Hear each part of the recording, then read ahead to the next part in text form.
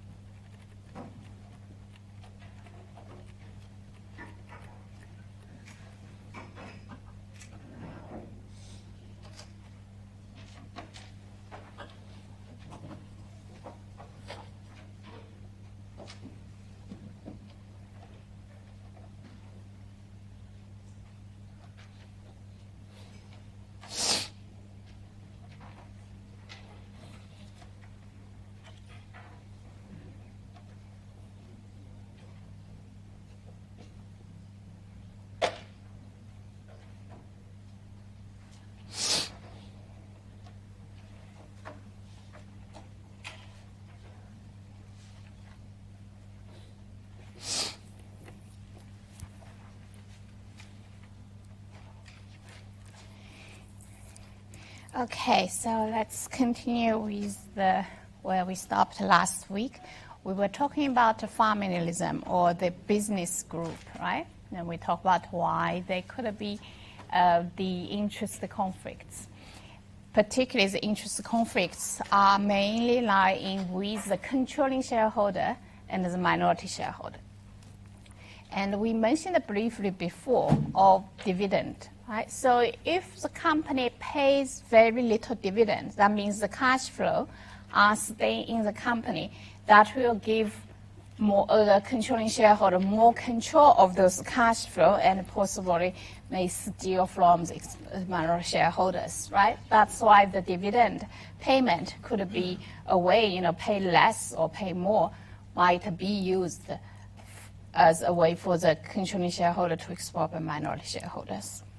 Now, the initial finding on this one was actually coming from the European companies. So so even though like in European countries, if you're thinking of UK, which I don't know exact Europe, UK are like US, so they have very diverse ownership. But the mainland of the European, like Italy, Greece, or French, or Spain, these countries actually have a very widespread the family ownership, right? And this book, there's a book called Colonial Capitalism. It was written by a Chicago professor. He is Italian. I think his name Luigi Zingales.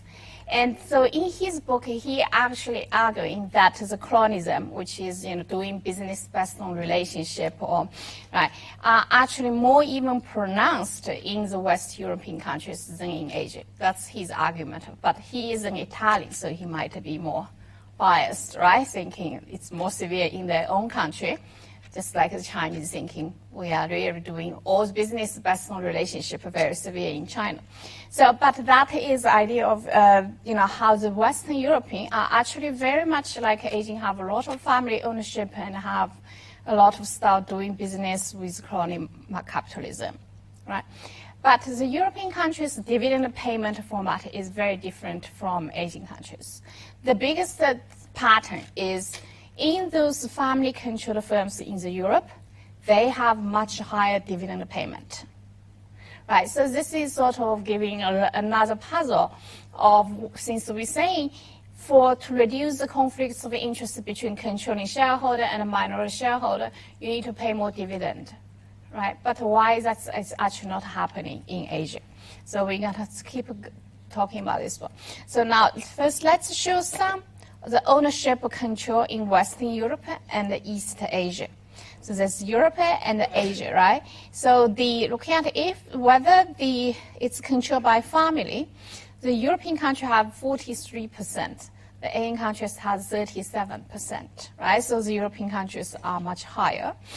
And then if you're looking at the percentage of corporations with controlling owners that use control enhancement, that's like more other way of doing things, right? Again, this is the European are more likely 68 versus 57, but slightly no one else. So this is another, whether you are the only controller. So in Europe, you might have more multiple family control, while in Asia, more popular just this, that's the only controller.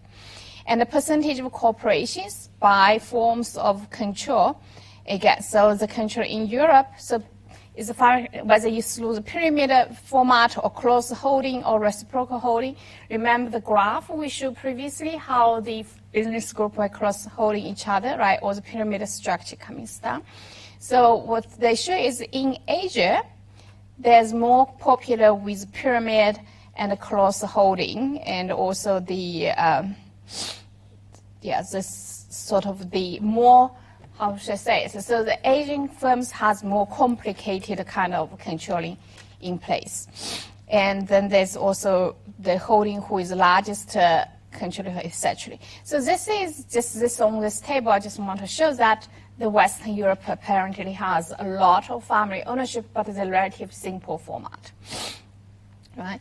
And then so this is coming from this part, right? Why in the Asia, this has all kinds of complicated controlling format. So what being popular is something called a loosely affiliated business group. That's popular in Asia. And so so if we're looking at the group size, looking at the group size of how big the whole business group become, and then you compare to Asia and Europe, you will see Europe basically has, once going to this big business group, it's actually disappearing. So a lot of this European business group are small, or family ownership firms are small ones at the bottom, while the Asians has very high, those large ones, and particularly those loosely affiliated is strikingly high here again. So then this is, we're going to continue on talking about the Asians, this business group thing, right? And so if we're looking at the Asian, the business group, so now the comparison showing, so the Western has family ownership, the Asian also has family ownership, and the Asians, this family ownership involves sort of kind of business group, right? So if we're looking at the 8 largest group in Asia, actually controls about a quarter of the Asian corporations, the 8 largest. And then about 3/4 of those are loosely affiliated. So loosely affiliated, and we're going to show you a little bit what do you mean loosely affiliated. Basically, it's the ownership could be through cross-holding or direct, so there's not a clear format, but the ownership percentage could be slightly small as well when you cross from one firm to another. And so this is one. So that means it's again, the wealth is concentrated in the largest corporations, we always know, right? So particularly if you're looking at a business group, the 8 largest business group in Asia actually controls almost a quarter of the Asian corporations. And the low transparency of loosely affiliated group makes it difficult for the minority shareholder and analysts to discover where the controlling resides. This is exactly the complication comes in, right? If you have pyramid, let's say the family on the top, then the family owns 3 firms, and these 3 firms own each their own firm, then you can see very clearly the controlling channel, right, who is the controller. But then if you have some business here, then those firms are actually, bottom one is having cross-holding with each other as well, then it becomes not clear, right? Because you have many channels goes around. That's what the loosely affiliated situation happens, even though on these firms, they might only have a small cross-holding here. Right, so the rational, so this becomes a very question on buying agents, right? So the rational investors, right, if we have high risk of being expropriated, and then they will want to have more dividend. And if you don't pay high dividend, then the market will value the company lower because they see it a high risk of being expropriated, right? So the valuation should be lower. And then so if the management concerns about market valuation, then they will have incentive to pay more dividend, right? So then this comes back another question of, is Asia's capital market exactly reflect the valuation of the firm? Right, so this is another thing that to can be thinking about. So these are basically, again, comparing the evidence, to comparing the dividend payment in the European and Asia, because these are the sample countries and the number of corporations in each country, then they group it as European versus Asia. Right, so then if you're looking at the dividend over earning, which is the payout ratios, the European pays about 35% and pays about 2% of the market cap and 4% of total sales. And the Asians in all those measures are lower than the European firms. Right. So another thinking is, okay, so the Asian firms paying less, maybe they don't worry about the market valuation, right? So that's possible the market is inefficient. There's another possibility is maybe the investors are less aware of the expropriation, right? And so this is, and then another possibility, it could be maybe there's not sufficient other investment project, right? So therefore the risk in Asia, it's priced, but it's just not discounted as much in Europe. Right. So then so now we pretty much, so that's the situation in Asia, right? So now we go in more detail on the Asian, particularly on the business group. So the 2 business group we are going to looking at is using example of Korea. They have Chambo structure, and Japan, they have the Kirisu structure. Right. And why this become interesting? So from what we're talking about earlier, so the objective corporate group might not be aligned with shareholder value of individual firms in the group, right? The structure of the corporate group could be the pyramid, this is very clear coming down, or cross-holding, or even a mix of them. Right? So now let's looking at the 2 examples in Korea and Japan. And these 2 countries, so that's interesting, right? They are very quite advanced, developed in the economy. They are considered to have relatively better corporate governance, and they are also considered to be more transformed towards or transit towards the Western style. But you will still see they have quite a difference. Right. Now, so this comes back on we talking about, what is the shareholders' objective, right? Shareholders' objective, if you consider it's a public listed firm, they want to maximize their wealth. And their wealth are represented by stock price, right? So they want it to be the price to be higher. But the manager controlling the firm might want to maximize his own career benefits. Or if he is a controlling shareholder, he wants to maximize his wealth, which might not only represented by stock price, but also the actual controlling he can have of the company's assets for other productive purpose, right? So these are the,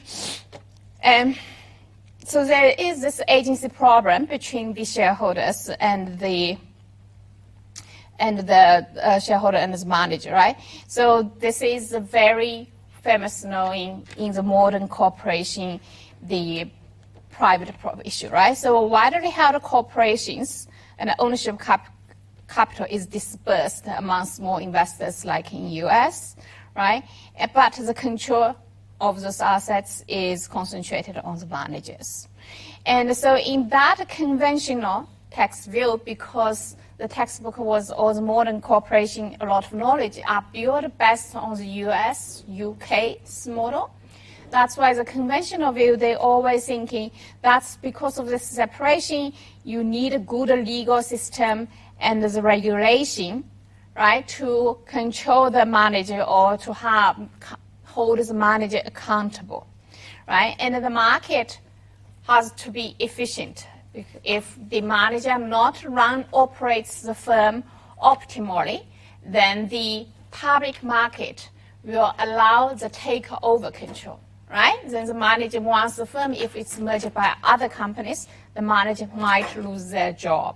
So this is a monitoring mechanism, right? So this is a typical textbook view of how the corporation have been going, right? And now we are seeing in Asian and even many European countries, it's different. Now, so let's first look at how Korea. But essentially, it doesn't matter how it is different, the conflicts of interest needs to be solved, right? How do you incentivize manager to work in the interest of the shareholders? That is a central question. Now, so looking at the Chambo in Korea. The Chambo is Korea, and the typical structure is a pyramid structure. But the pyramid structure, they have actually the central firm has cross-holding.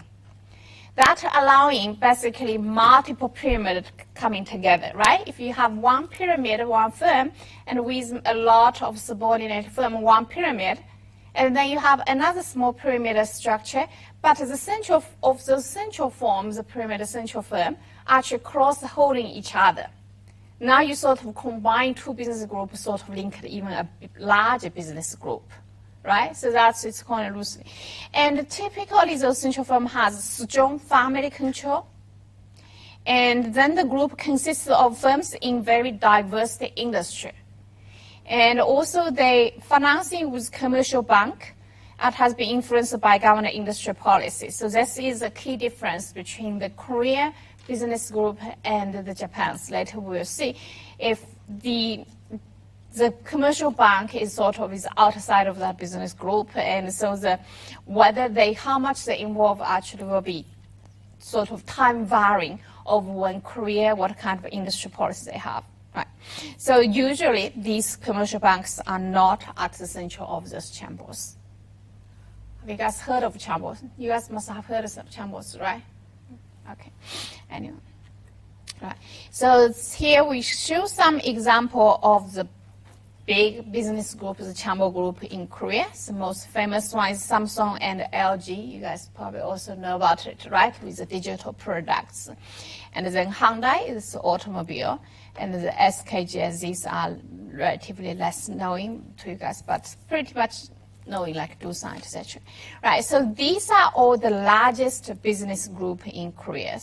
And the top ones are controlling, for example, this one has 22 to 1 trillion of that will be about 221 billion US dollars. They are about 1,000. Right. And the chamber, right? So the chambers, if we can already know it, right? They have pyramid and the central firm cross-holding. So you basically have a loosely group, right? The bottom firms are very loosely connected, right? So they make it difficult for the minority shareholder to discover where control sits, right? They may have, say, over 60 firms in a group, for example, actually. The Samsung does have that. And a minority shareholder could be expropriated, especially when there is a discrepancy between the controlling rights to the cash rights that I also explained before. Right. Now, so this will be showing an example of Samsung. And this is some time back, right? But the main structure probably today is not so right. So then on the Samsung, so you have the Samsung Electronic. This is one pyramid being shown here, right? So this is just the Samsung Electronic, not the whole Samsung group yet, right? And so they have a bunch of the subordinated firms, but if you're looking at the ownership, they're all very small, 0.1%, 0.3%, 0.4%, right? Instead of earlier we say the family controlled the like 50% or something. That's much smaller. And then each of them going down for controlling further. So this is a pyramid of just the Samsung Electronic, not the whole Samsung group yet, right? That's right.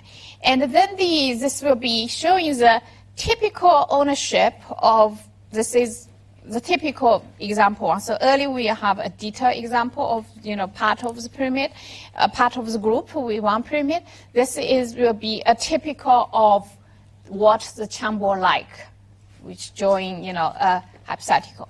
For example, this is a family which at central, right? And then the family have 1, 2, 3, 4, 5. And then you have between 3, 4, 5, they have their own firms as well. But then you have 3 and 5 actually also cross-holding each other here. And firm 3 might holding 4, firm 4 might holding firm 5. Right? So without those cross-holding between 3, 4, and 5, it's just a simple pyramid structure. Right? But once you have 3, 4, 5 also cross-holding each other, then it becomes confusing. Right? For example, you might say this family might only have 1% of control over family, this firm 3. So it looks like, and then maybe some outsiders are holding maybe another 1% or 2%. It looks like in the direct control, the outsider are actually holding more. But because firm 5 was also controlling firm 3, and firm 5 was controlled by this farm central family as well, right? Then you actually become more convinced the actual power this family can control firm 3 is not only through this direct ownership, but also through their controlling over 5, and this is the firm 5 controlling over firm 3. Does it make sense now? That's exactly where they make it complicated, right? So this might be 1%. Here's another 2% or 3% coming here. Then you actually have to see how much is totally in control, right? Okay. Now, and how minority shareholders can be expropriated in corporate group. This we've also talked before already, right? So this is a more refresh again. So tunneling. Tunneling resources out of firm into other business group. For example, expropriate funds that belong to the minority shareholders. So that's called a sort of steal out of the firm. There could also be propping. Right? So sometimes entrepreneur transfer private sources into firm that has minority shareholders. So that means money might actually also coming in. Right? So for its controlling shareholder, use private funds to provide temporary support to a firm that is in trouble. So basically, it could be go on both sides, both ways. Right? Now, thinking about this, you can apply to the phenomenon. One of the phenomena you might have observed in the Chinese market.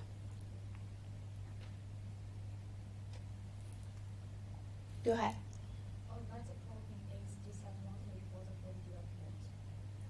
Can you say your question again? Because I think the swapping these 2 points maybe is better for the firm's development, but there is not good for the firm, and I want to know why. I don't know whether we could say it's good or bad. because this is basically all this transferring in the end is zero sum, right? When you propping in, the controlling shareholders are losing money, actually to benefit the minority shareholders. When you're tunneling out, the minority shareholders are losing, but the controlling shareholders are gaining. Now, the interesting question is, they could do both. The matter is when they do what and why they do that at that time. So that's why let's you guys thinking about the Chinese equity market, because you guys are more familiar using that example, you'll understand better.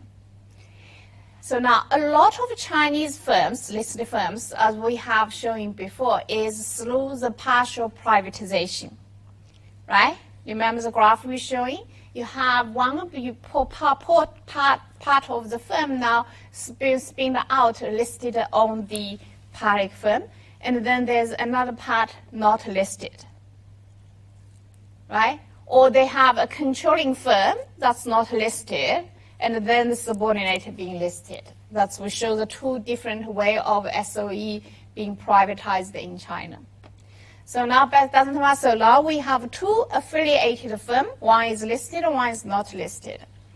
For a long time, Chinese equity market was considered, you can access to the public equity market, you can raise money, right? Which is for all the equity market was like that. But at early days in China, where you have very poor governance, people see it is like a collecting money mechanism.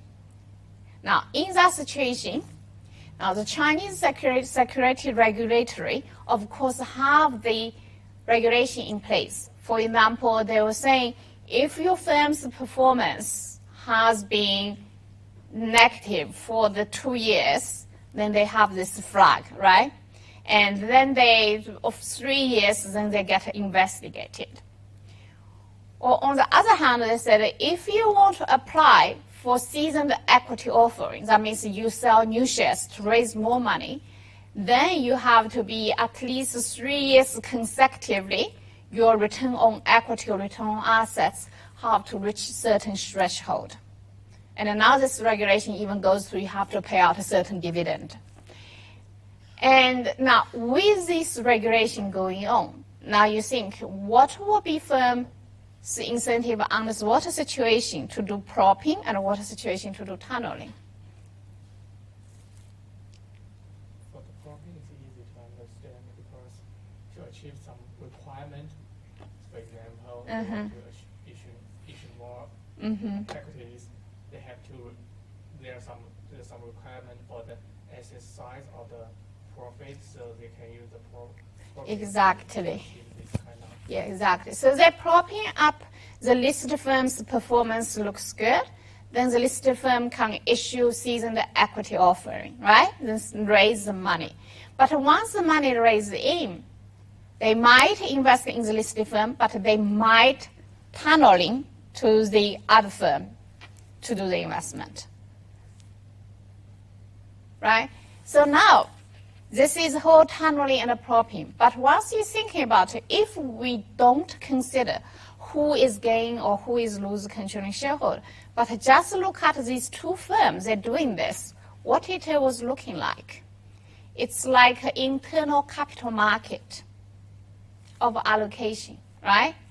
Consider if this ownership was all by one person, he owns 100%, or equally held by some, a group of shareholders equally holding both firms, right? So all this tunneling and propping at equal basis, so there's no gain or loss, right? So this will be just perfect like an internal capital market for a big corporation, which include both of these, right?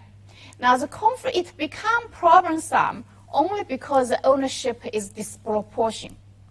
Therefore, you're transferring, now you have a net loss on someone or net gain by someone.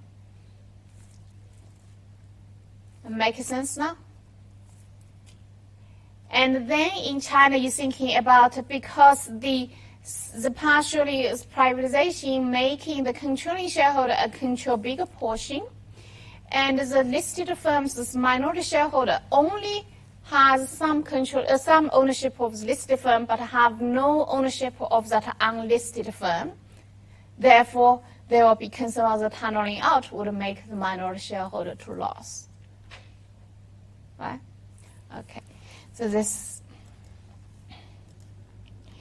Now, tunneling via acquisition of firm in a chaebol. So this will be talking. Let's come back to the chaebol in the Korea. Right. So the tunneling happens through acquisition, which is again back to whether the proper price is paid. Right. Now, for chaebol firms making acquisition, minority shareholder lose from the acquisition, but the controlling shareholders gain. And why we argue this is this gain or loss claim has to link to your understanding of acquisition. Now, acquisition is to buy assets or buying a firm. Of course, you can say buying this firm is buying assets, right? It's just a group of the assets together become the firm. Now, on the typical literature, first, the investment scale have decrease of return, right? And the more majority of the study have been showing when the firm doing acquisition, in the long run, they lose money. It's mostly because the manager want to build up the empire or something, or they're paying too high price. That's the average phenomenon. But of course, in some situation, they might actually have very good deal on the acquisition, and these are productive markets, right? They bring in profits as well. But on average, acquisition in the long run actually losing money. So that based on that, the minority shareholder will lose from the acquisition, right? And the controlling share maybe gain part because of the reason why they do the acquisition at the first place. Now, why particularly in the chaebol, when they acquire business in their own group, will be more likely the losing case. So if a member firm using a chaebol is doing poorly, the owner manager would merge it with a successful firm within the same chaebol. That's a lot of this merge acquisition happens in the chaebol. They basically want to save that one is in trouble, right? So if acquiring this bad targeted firm maximize the aggregate value of business group or the welfare of owner manager, then the acquisition will be good news to the group, right, or to the owner manager, even though they are bad, right? But they are the bad news for the minority shareholders of the bidding firm. The bidding firm are paying a price for this troubled company, right? But it may maximize the manager's benefits because his empire stays large. Now, Ceci will give you one example of acquisition done in LG Merchant Bank by LG Securities. And from this, you also see, for LG, you guys mostly know it's electronics, right? What's that? Refrigerator, LG, right? I think they produce some TV, refrigerator, yeah, something, right? But you can see they also have merchant bank and securities. So it's a business group. So if they have LG Electronics, it's one pyramid, then they have other, right? Now, so this is the example to showing why acquisition in the chaebol is often bad thing for the minor shareholders. In this case, LG Merchant Bank was a money-losing entity. It suffered a huge loss in the 97-98 fiscal years, and the loss totals about 400 billion won. The LG Group's official said the merge reflects LG Group's long-term plan to foster the brokerage house into an investment bank and consolidate its financial operators, right? So it's the bank have a big loss. And so the buying company is LG Security, right? So this merge allowing the merchant bank to survive. So the shareholder of the merchant bank gains, but the shareholder of the LG Security lose, right? Thinking about the minority shareholder, because they don't cross-holding each other, so the minority shareholder has a net gain, another group have a net loss. But the controlling shareholder, because they're holding both company, right? So their net loss or gain depends the difference of their ownership in it. Right. So after the LG Securities bought the merchant bank to recapitalize and to get rid of the debt burden in the merchant bank, the LG Group announced that LG Securities and acquire LG Merchant Bank. So this is right. But the brokerage trade union and a minority shareholder of LG Securities opposed the merger, because they are the minority, saying it would impair the value of their shares. That makes perfect sense, right? Because then they get diluted. Reflecting a heavy financial burden imposed on LG Securities due to the acquisition, the company lost much of its share value after the merger announcement. So it's just clear, the example? Okay. Now, how do you mean they lose the value? So it's during a 10-day period after the merger announcement, the market adjusted accumulative abnormal return is negative 46%. That means they lose almost half of the value. But of course, they have this market adjustment of the compound, etc. So at the time of the merger announcement, the controlling family of the LG Group held 18% of the outstanding share in LG Securities and 60% in LG Merchant Bank. So through this, you guys already see why, right? Because this merchant bank is losing money. The controlling family holds 60%. The one doing well, the LG Securities, they hold 18%. Now it makes perfect sense. They want the LG Securities to buy the merchant bank, right? Thinking about means for every $1, if LG Securities overpaid to the merchant bank, what was it being like? So those controlling family, for every $1 overpaid, that's like a transfer tunneling up, right? The family lose 18%, right? Because the securities, they only have, LG Securities are holding 18%. But how much they gain? 60, right? So in a net, they are gain 42 cents for each $1. Right.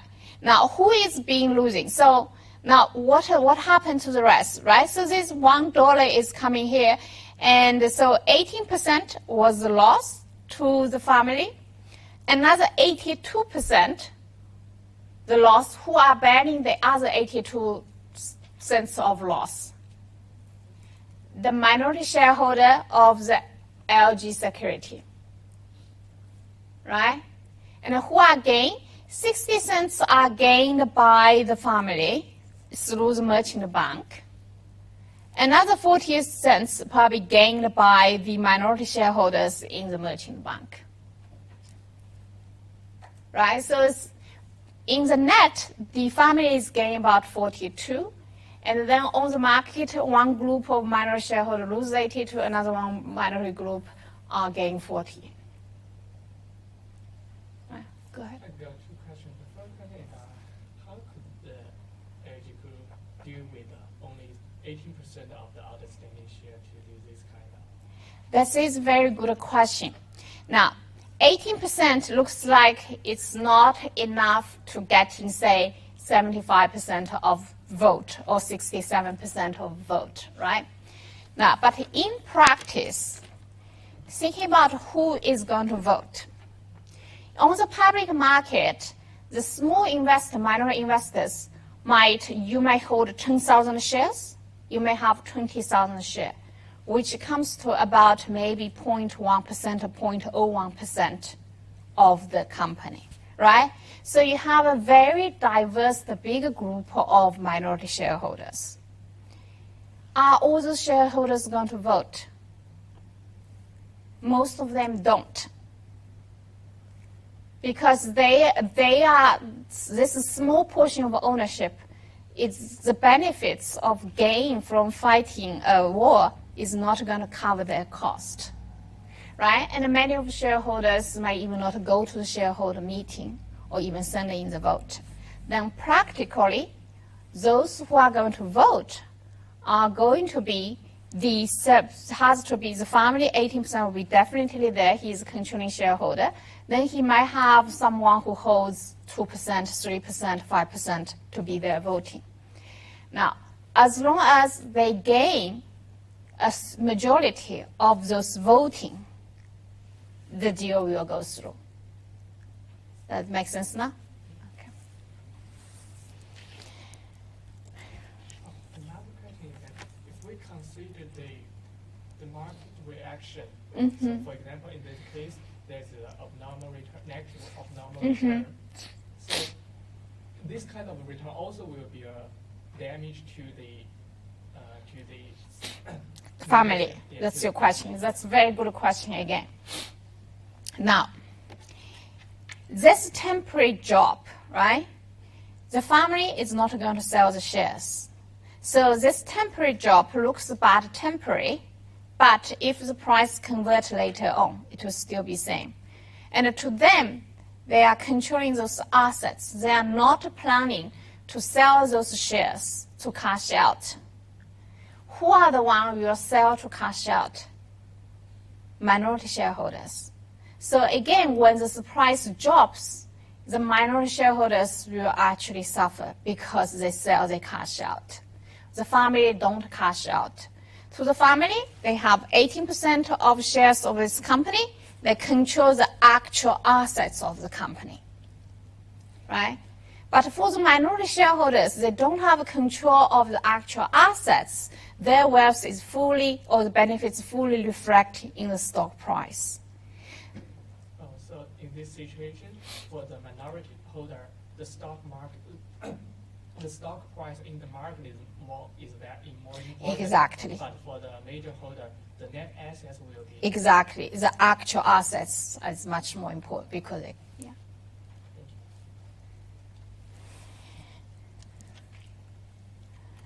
you. Any other questions? Okay, so this is basically the graph of showing once the events a cumulative abnormal return, right? So then they have the, this is a study of not just the LGH security, they just doing all these merger acquisition announcement in the Korean business group, right? And then they just sort them out into of, what kind of deal they are. And then they're showing the abnormal returns. So certain ones are losing money, some are gain money, right? So who are the share in this case? Whose share value will gain? In this case, the merchant bank's share price will actually go up, right? Because they are being bailed out, saved. So the merchant bank's shares will be actually very likely going up, while the LG Securities share value is going to drop. Okay, so this is one through the tunneling through the acquisition. Now the other way I can do is via private placement within Chambo. I mentioned private, now let's explain it. So early of the semester we just mentioned how they can do, now explain the detail, right? So what do you mean they can tunneling via private placement? First we know what is private placement. They're issuing shares to just a small group of investors. They are not available to the public investor, right? Even the minority shareholder want to buy, they don't have a chance to buy. That's what private placement is. Now, Chambo issuer involved in intra-group deals set the offering price to benefit their controlling shareholders. That's what does this mean, right? This is basically saying in this private placement, they can set the price. And this price is accessible to only a small group of investors or among in their own family or the very close group, right? And that price, because the price is setting might not equal to market price, it's such, then there will be they will tend to set benefit their controlling shareholders, but then the minority shareholder suffers. Now, for example, and also the study they have been showing, if they announce private placement, what will be the average market return? So what they show is the issuer, the Chambo issuer, or the, right, realize an 8.8% of the return, and the acquire, the one who are going to buy those shares, acquire 5.8%, right? Then the other type of issuer. That means if they are not in Chambo. Is it clear? Okay, you guys not clear. So this is how this study would be done. They will take all the private placement issues cases, right? And then they group it into two types. One type is the issuer are the Chambo, and the buyer are also the Chambo member. The other one is it's not by Chambo, right? And then they looking at they basically have to looking at the share price changes upon the private placement. And they find in those, if it's issued by the chamber, the members or the group who benefits from this, how should I say this? The issuer would have gained 8.8% compared to the issuer that is not in the chamber. And the acquirer that buying the private members in the chamber is gain about 5% lower than the acquirer who is not in the chamber. Does this make sense? This means basically in the chamber deal, there is a transfer going on, right? The issuer is gain, the acquirer is losing. So it does mean in this private placement, the acquirer pay a premium for the. Could be, yeah, yes, could be. Detail-wise, how should we say? Detail-wise, it actually have to be a bit more complicated, because again, it's related to the share number. Do I have an example of this? No, I don't. I just have the number of how they do it. Okay, actually here, this is the evidence of the private equity offering by chamber. So this is a cumulative return for issuing firm from day -10 to day +10. So in this case, the intragroup deal in this case is losing, because this is the market price of the current shares, right? So this lose means the minority shareholder of the issuer is losing. Now the acquirer, the buyer of those shares could be because they're losing is probably they are selling at a low price. They are selling at the low price, and the low price was offered to the family or controlling shareholders. So therefore, those controlling shareholders are gain, while the market price, which will be represent the minority shareholders' value, declines. So I guess why the issuer will lose? Because if it can get the money with a premium from the. Let's put in there thinking about it's almost similar like seasoned equity offering. Suppose your total net assets of the firm is 1 billion, right? And your current outstanding share is 100 million. Then your fair price of your share is $10. Now you issuing a private placement, and let's say if it's a fair deal, you should sell your share at $10. Let's say you just sell another one, we said 100,000, right? Make it simple, we just sell another 100, just make it simple. Another 100,000 shares at $10, then you would raise $1 billion. So the total firm assets goes to $2 billion, total outstanding share goes to $200 million, the share price stay at $10. That is if they do it fairly. Now suppose they issue 100,000 new shares at $8 instead. Now your total outstanding share become 200,000 shares, but your total net assets only have 1.8 billion, right? Now the share price become $9. So it's not a premium, it will be a discount price. Yes. But what if a premium, for example, if it is... Nobody would buy the premium unless they want to prop in.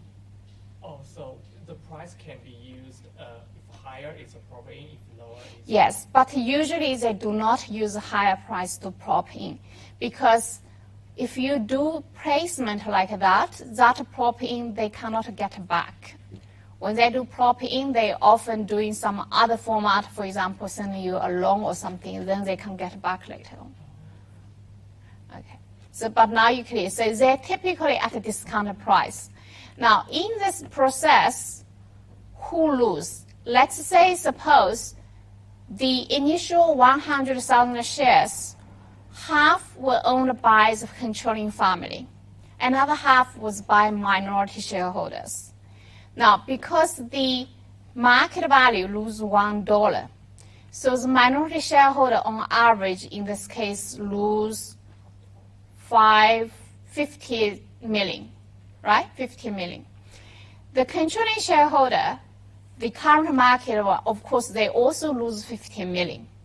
But remember, they also bought 100,000 shares of, or 100 million shares of the new share at $8, which now actually market was $9.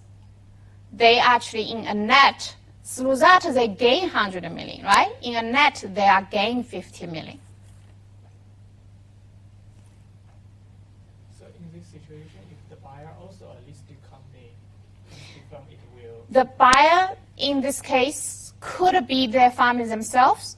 It could be a related group or company that they own more shares. But I want to say that this kind of acquisition will show will be a positive news for the buyer. Yes. If the controlling shareholder, instead they don't participate as individual, but rather they participate through another company, say let's make simple, they will own 100% of that company, right? And that company's price is supposed to go up, but because that company 100% of the probably there's no market price. Yeah. Or an easy group will be this issuing company, they only control 10%, while the other company who participate in this private placement, they control 50%. And both are listed company. And the same thing will go through.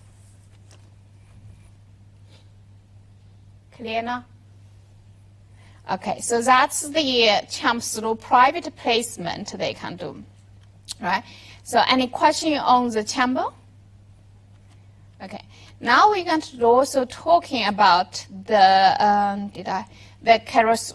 Keiretsu is in Japan, right? Now, the Japan's Keiretsu is, again, it's very loose. This is definitely the definition of very loosely affiliated business group. There is actually very hard to come upon a single clear-cut criteria that is saying this company is belonging to this Keiretsu membership or not. And in the Keiretsu, there is a lot of cross-holding of interlock shares, right? Early in the chamber, we're showing that's still clear showing, but then the cross-holding. But in the Keiretsu will be much more cross-holding occurring. And in that business group of Keiretsu, there is always a central financial institutions.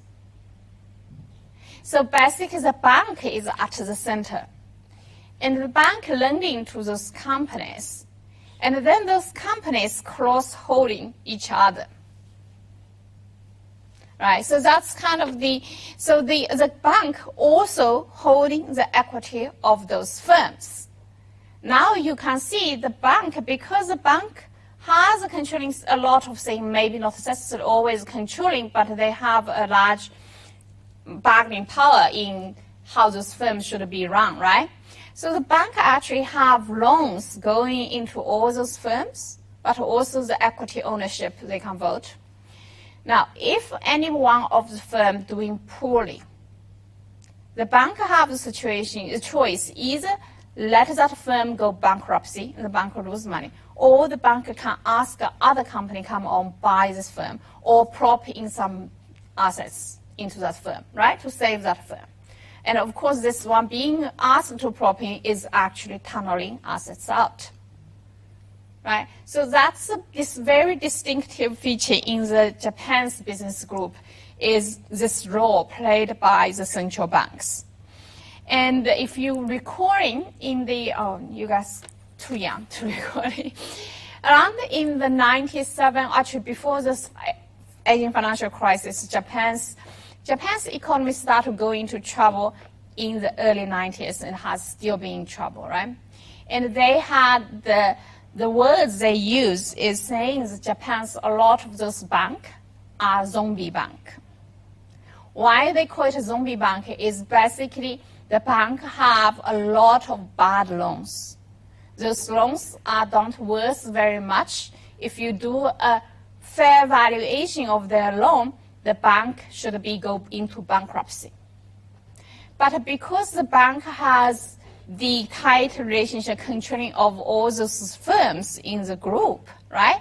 So what the bank is trying to do is to try to maneuver among all those membership firms to keep all those firms ongoing.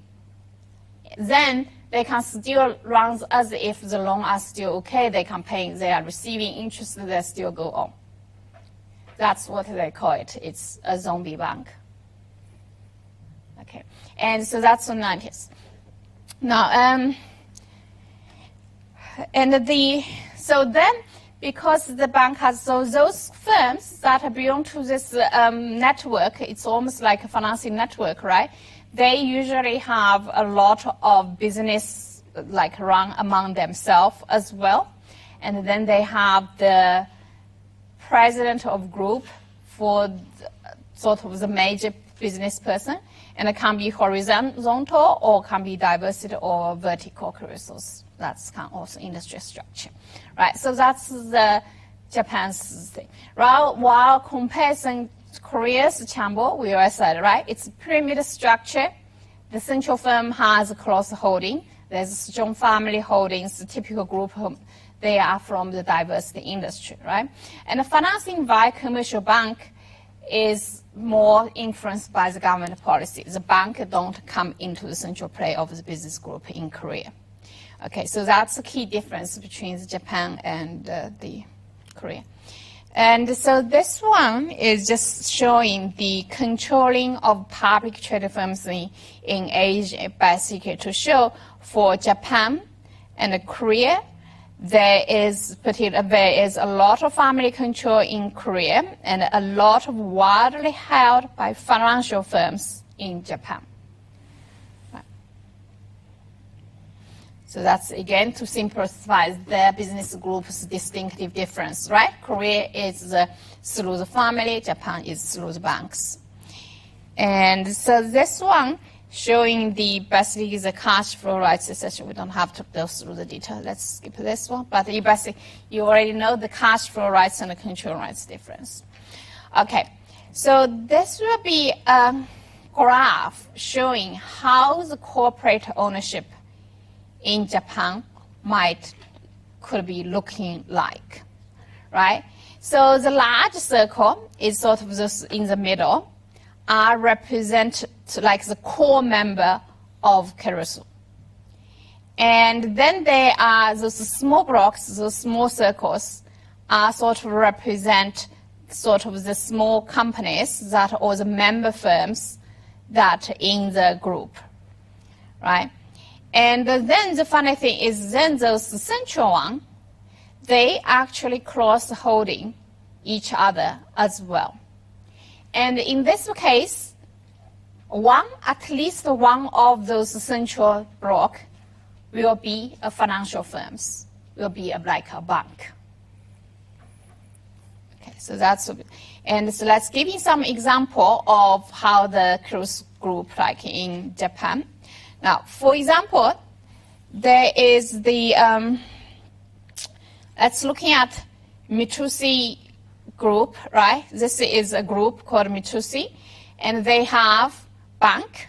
They have a bank, Sarawak Commercial Bank. They have trusting bank. They have life insurance company. They have whatever like insurance company, business insurance. Then they also have industry in the steel and the industry in the chemical, right? Will this bank in this kind of group do the retail business, or they will just to do the transfer, to do the money transfer only? No, they do all the regular bank business. They all the bank the business, and the transform of benefits only happens when they want to save certain firms, when they want to transfer some to tunneling or propping. On the regular basis, they do all regular business.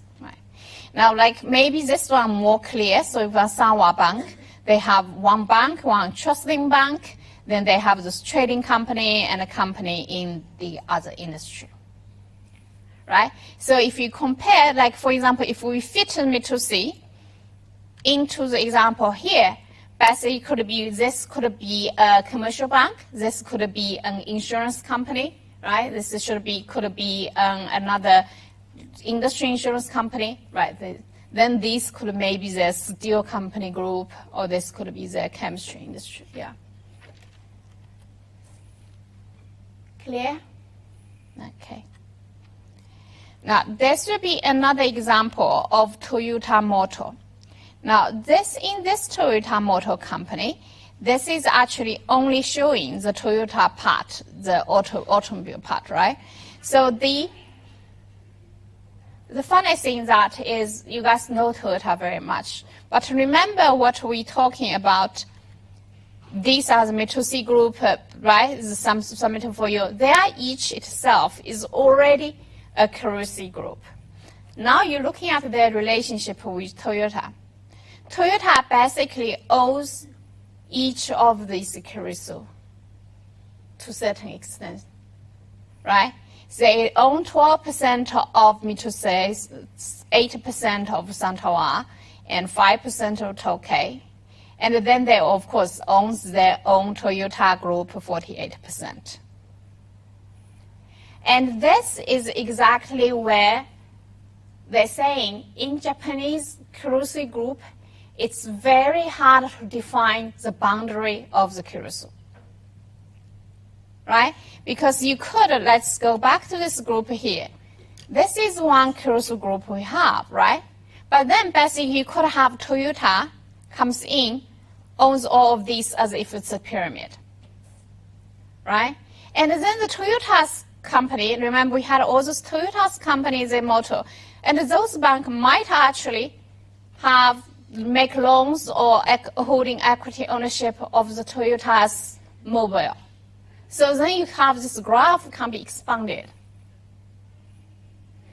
So that's exactly in Japan, it's very hard to define the membership of the Kurusu. So generally, what's the portion of doing these kind of things to hold other groups member firms? It's just like the insurance company in America, because this kind of process. I think the key difference is in American or US in other business, right? Those commercial banks make loans, or the insurance company making insurance contract, they do not hold equity ownership of the firm. They just do business deals. But in Japan, they hold equity ownership. That's the big part. Then they become the business, each of them firm can influence other firms' business. My curious question is that maybe how much smart a manager can control this kind of structure? It really connects.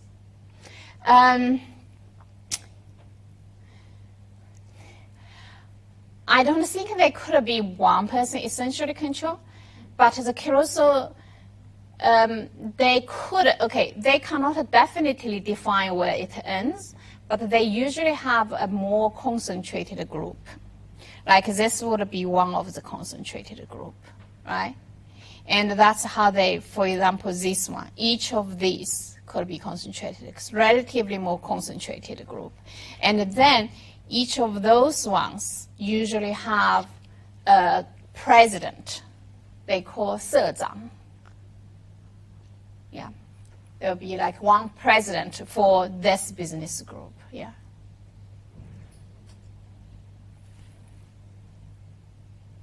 Now, if you guys watching soap opera show from the Japanese movie or Korean, I don't know whether Korean calls the same thing, 社长. They always think this man is so powerful, right? Now you understand why. So the 社长 will be the president of the business group, so it controls a bit. Yeah.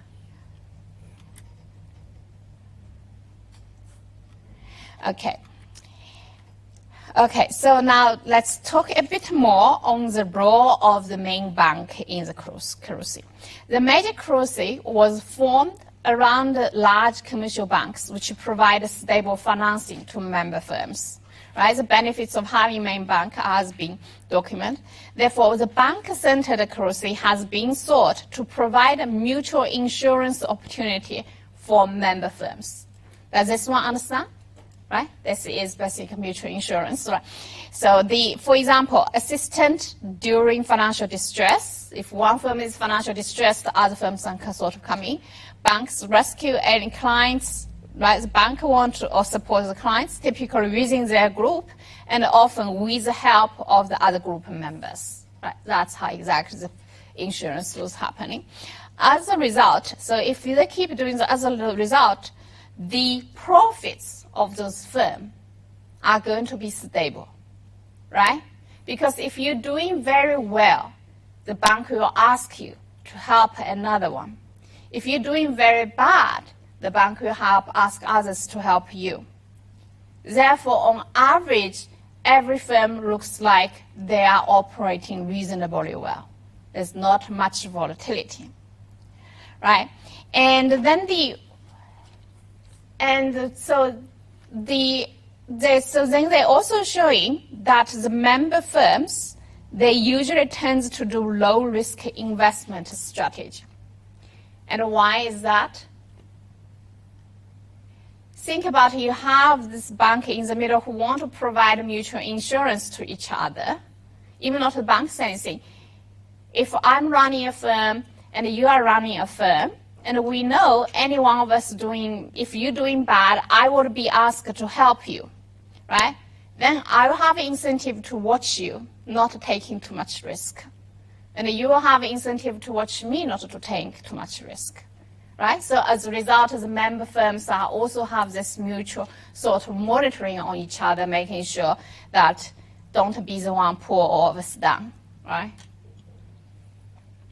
Now, this is a very interesting strategy. So you think about it, this is a very interesting strategy, right? And this, it's not part of, I can talk a little bit. If we trace back to the corporate culture or the objective of the modern company, think about it in US, UK model, the objective of the modern company is to maximize shareholder value, which is share price. But in Japan's culture, this comes to some Chinese elements, traditional thing in it, they're not just maximize shareholder value, but rather they think everyone, the employee working for the company, are actually the stakeholders. They need to maximize their benefits as well. Therefore, they don't want bankruptcy to happen. Right? So they treating everyone related to the firm as a stakeholder that their benefits need to be watched out. And then you're thinking in this Carusi setting, which is perfect for that. Right? You maintain the sort of the stability of all those companies than the employees. Go ahead.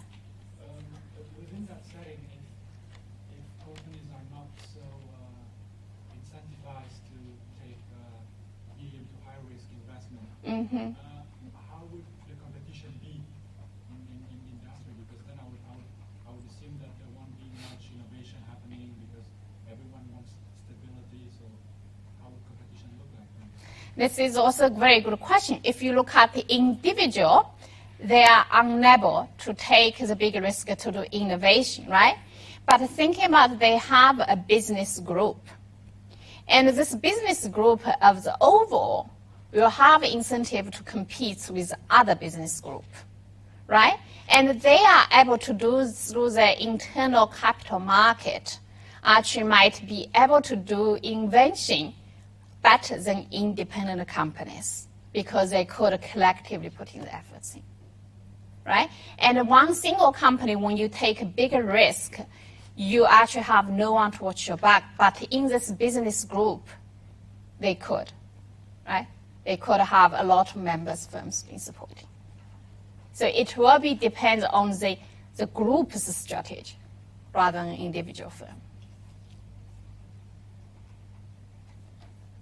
And you probably see on this Japanese soap opera show, again, the young manager comes in who wants to take a very risky project, is always discouraged by the old man, right? They're thinking he is too individualism and needed to listen to the group's planning rather than his own, playing his own wish. Okay, yeah? Now, the main bank can also mitigate the agency problems that arise between the borrower and the lender, as the main bank have good access to information of borrower being the central in the firm, the group, central of the group, right? So the main bank can send the directors to borrowing firm. So now you see the channel of controlling. Because they own equities, right? They can actually send the directors. And their monitoring of money mitigates the information asymmetry between the borrowers and the bank. Bank can also allow to hold a share to up to a legal limit. These factors are in interest of bank and shareholders. Right, these are so clear. And the cost of the main banking system, right? So they are good things. There are also bad things associated with this bank. And earlier we mentioned the example of zombie bank, right? When the economy goes into recession, what would be a rational thing for the shareholders to do?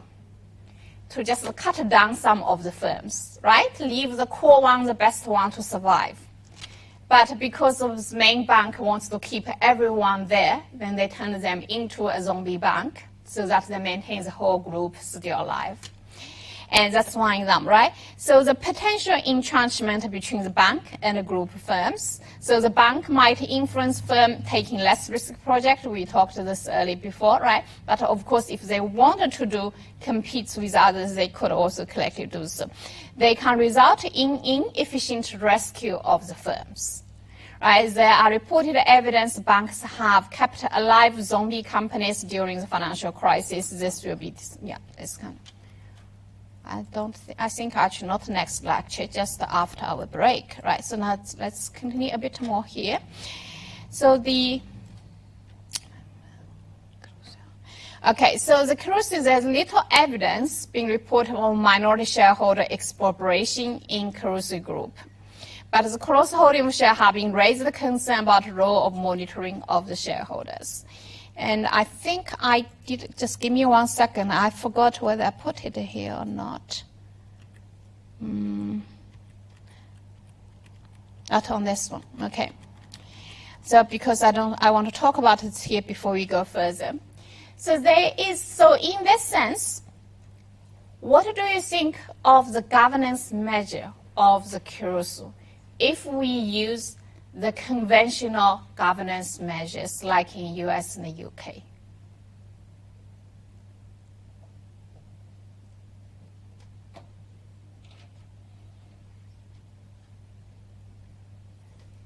Putting simple, will be bad, right?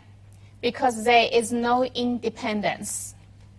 And the shareholders' value are not put at the priority. and there's a lot of tunneling and propping going on between the firms. This will be very bad. And then if this is very bad governance, if we're using the conventional way of thinking, Japan should do very poorly, right? But then it's not. And also it's actually doing very good since 50s until 80s, until the 90s, when the aging other countries start to take over a lot of in the manufacturing sector, they start to have problem, and partly because of the real estate issue as well. Now, they also, like you were mentioning why about is they should be less innovative, less competitive. That would be the conventional thinking would predict how Japan does. But practically, you realize it wasn't the case, right? Japan has been doing very well. And particularly, look, if you compare even the technology company, let's using the old example, for example, Toyota, right? So automobile. Compared to US's automobile or, GM or other GE, those energy kind of electronic type of company. I don't have the graph here. If you're looking at that, the Toyota company has done very well compared to the US averages, for example, S&P 500, doing much better than the GM, etc. Right, so this is this is not too many studies have been really explored this yet, because of the Karusa Group provides the stability in the employment and also the possibility of collective innovation. There's not many studies on that. Japan's growth model attract a lot of attention since the 80s and 90s. But because in the 90s they went into the recession and they never really get out of it yet, right? So that interest was going away. But it doesn't change the fact they have this alternative arrangement, which is very different from US-UK model that allowed them to their economy to going, from just developing country into one of the most developed countries. Okay, so let's go on. The cross-holding criticized by the US government, right? So it's because in the convention US-UK, this is a terrible organizational structure allowing very bad governance, right? And that's why you see so little in US. Because once there's anything like that going on in US, SEC would investigate them. And they will go in the endless trouble of being checked on their accounts and the transactions, right? Okay, so and also U.S. government have interfered a lot on the Japan's development in all those things. And many of you should know that after World War II, right? So Japan losing World War II, European countries losing World War II, right? And the U.S. rise as a superpower. And it has, like in Europe, they have this Marshall Plan. Have you guys heard of it, right? So they support the European to recover from the economy. They did something similar with Japan, but more on introduce the governance structure, particular corporate structure. So the phenomenon we observed in Japan was actually formed after the 50s. So after the war, U.S. sort of introduced their corporations. They want public listed firms, very diverse, right? And to be installed in Japan. But then it sort of didn't go much. There's large resistance. They even implemented in some. But once the Japanese just start to slowly, doing the manipulation, eventually formed this Karusa Group. Now, before the war, they have something similar to Karusa Group, but it has a lot of the government behind it. So tracing back, a lot of things are similar doing in Asia. There is a certain stage Japan's industrialization was organized by the government. And then the war happens. Then they install the U.S. style. Then they through merge, acquisition, etc., all those things. they merged into this K06 group. Okay, so this is just talking about the U.S.'s criticism on Japan's this cross-holding things. Okay. Basically, their key points is, you can have this stability, but you don't allow the market monitoring mechanism to happen, right, through the takeover, and then the Japan will be basically saying, the no takeover, which is good because provide us long-term stability, which actually might be good for the long-term, doing long-term investment or research, right? And also it can promote the long-term transactional relationship. And this is, next we're going to talk about this importance of the transaction relationship. Okay. So that's basically and then the survey of who think this is good or bad, what are the main things, right? So basically the long-term, basically those long-term stability things, so that you can just read through on this. I think I should give you a break now. I should give you a break now here. Let's take 20 minutes break, then we continue. Okay.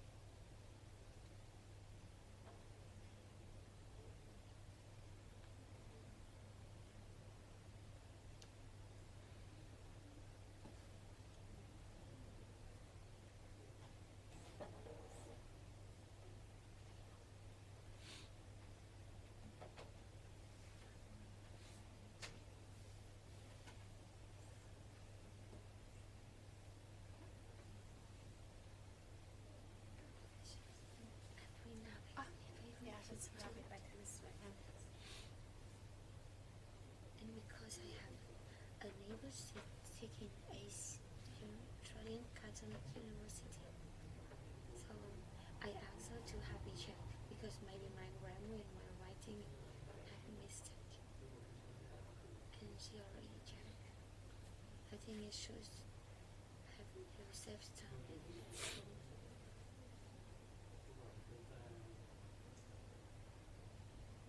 And I sent maybe a doc. Yeah, let me just, and I should, it's 20, Yeah, 22 October. I'll try to do it today. Yeah.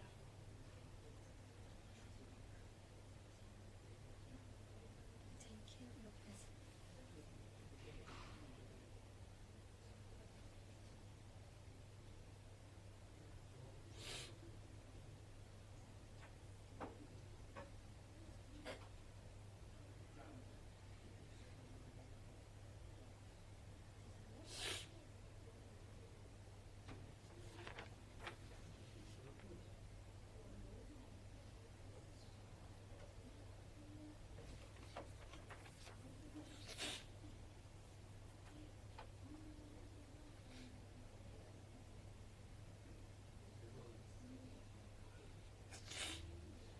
How about you? You come with me to my office after class.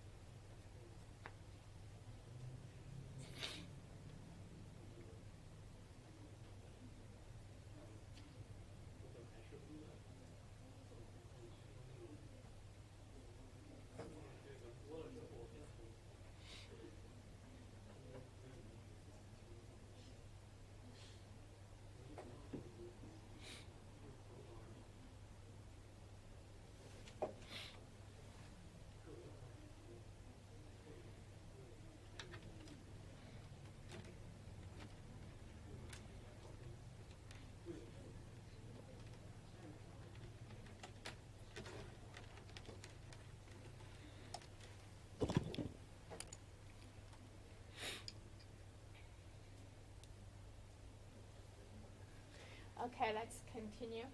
So let's pick up where we left today. So the survey basically is asking the security group firms, what's their opinion of the most important benefits that this structure giving them.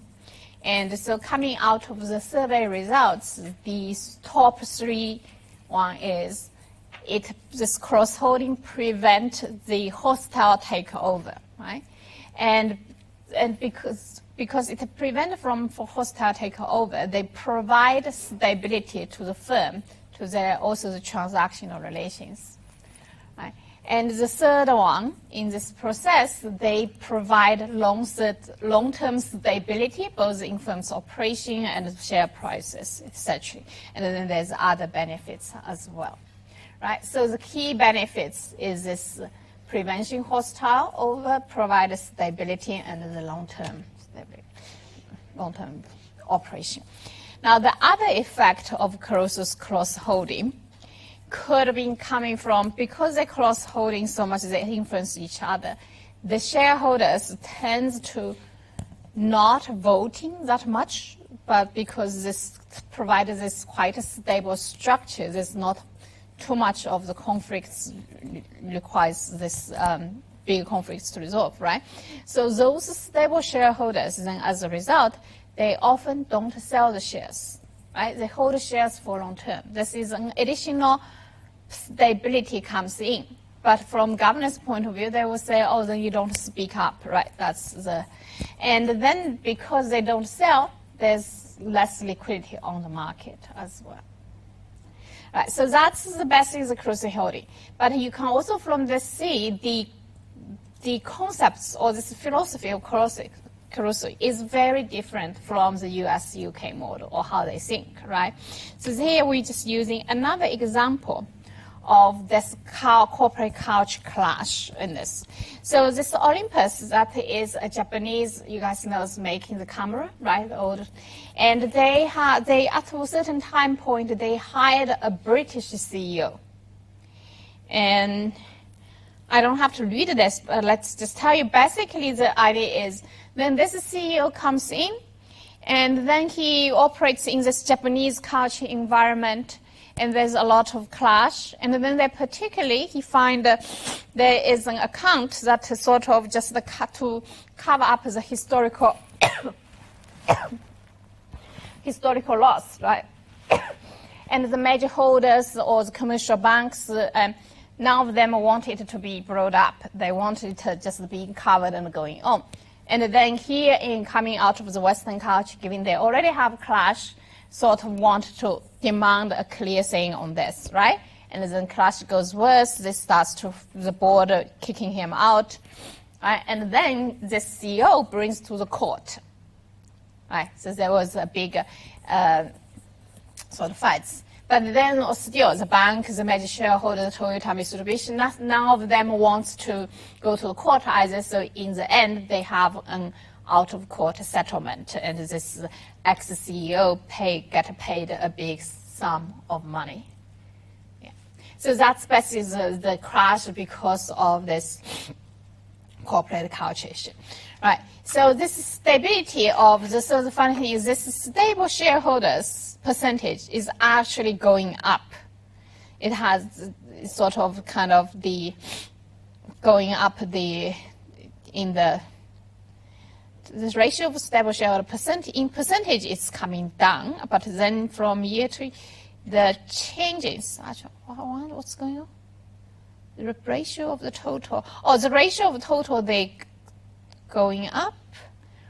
Percentage is okay. Maybe the number of percentage of shareholders coming down, but the total they hold goes up. That means it become more concentrated, I would guess. Number bank. Similar insurance, yes. Okay, so this basically showing the stable shareholders have become even more concentrated. And so, but then there is, remember we say in Japan in the 90s, the recession starts to happen, right? Mainly because of the assets pricing bubble, particularly in real assets. Then when the bubble crashed, the economy going into the recession, and the share structure from then had a big changing. And particularly changing is the rise of the foreign investors. And at the same period, those foreign investors mainly come from the U.S. fund industry. If you're looking at the mutual fund, U.S. mutual fund industry growth path, you see after 90s, a lot of so-called global funds getting set up, and expand. And most of those global funds at that time was invested into Japan, right? What has been declining is the commercial banks. And this is coming from of the major bank. The government want to address those zombie corporations and zombie bank issue, right? Because if the bank have this loan always dead outside, they cannot provide new funding to the new industry. This is a big issue. So in this, to address this problem, a lot of the banks were starting selling the shares, getting less controlling of the kerosene. And the unwinding, so this probably once the banks start share, this kerosene structure gets weaker over time, right? And this started in the early 90s, mainly because of the assets bubble and etc. And then so they sell the shares, and also the banks actually also merged a lot. It's mainly the Japan's banking industry, sort of is restructuring, trying to get healthy. Okay, so this will be just some example of how intertwined all the industrial bank, Fuji Bank, and the Dachiwa Bank, they all intertwined with each other, and how they, yeah. Okay, so this is the, I think up to here we talk about the business group. So mainly in the Asian example is Japan's Kuroso and the Korean chamber. Any questions? Any question on the business group? Family ownership business group. This is 2 weeks focus. Yeah. Okay. So then that's about for the business familism part. So now what we left is the so-called informal mechanism. Right? So we talk about, remember we talk about legal structure, institutions, then the state, familism, and now just the last one is looking at the informal mechanism. Now when we're talking about China, right, we already talk a bit, showing a bit informal mechanism. For example, they getting loan from the family, right, or friends rather than from the bank. Or when they have business disputes, they go to the local officials, or they go to mutual friends, rather than going to the court, right? So we already know some of this. So the rest we're going to talking about the informal mechanism. We're going to focus more on the financing, and particularly talking about how this can ensure this financing happens. What is the mechanism? Assure people are willing to lending money to each other. And what could be the advantage or disadvantage when they arranging financing through alternative ways? Should be in week 10, right? No, 11? 10 or 11? 11. That's next week one. Yes, okay. Okay, so that's will be our focus, how the mechanism works out to ensure people are willing to do this, and what's the pros and cons. And so we start, so basically folks, we're gonna, in the informal financing, we're gonna talk about basically 3 parts. One is on the microfinancing. And the second is, I'm talking about, it's basically my research area again, so it's on the informal theory, how it could work. Then the empirical results around the world, not just my study, but some other studies as well. And so let's look first looking at microfinancing. So my most famous event on the microfinancing is this was his Pakistan, right? Or Bangladesh. This Bangladesh professor, he eventually won this Nobel Prize, right, for his Nobel Peace Prize first. It's not economy, right? Nobel Peace Prize for have this Grameen Bank. And what is this Grameen Bank? He basically, this Grameen Bank was set up to lend to the poor people. And the loan they make is very small. That's called microfinancing. So it was established in 1983, right? And of course, he claims this is the reason he knows the Nobel Prize. Of course, in his speech, he said it because he established this, his belief that credit is human rights. I don't know. It's sort of an economic transaction to me. Anyway, but then his objective, he said his objective was to help poor people expel poverty, all this thing, right? I don't want to do his speech, but let's look at the reality, right? Now, in reality, there's this, if these people are poor and they want to start some business, what is the problem? No money to start, right? And this is the key, right? So then if you don't have money to start, you can't really sort of buying the supply material you needed, then making products, right? So in this, did I write it here? No, okay, maybe not, or did I do it? Probably, yeah. Okay, so then right, so what this bank basically doing is to make loans to those poor ones who don't have any credit history to be able to get loan from the banks, right? The bank looking at this poor family saying you don't have assets as collateral, and you don't have any credit score building up, records to build up for us to trust you, right? They can't get a loan from the banks. And this bank will actually send lending money to those. And it's usually in very small. And one of the things, for example, those people are doing is the basket weaver. Okay.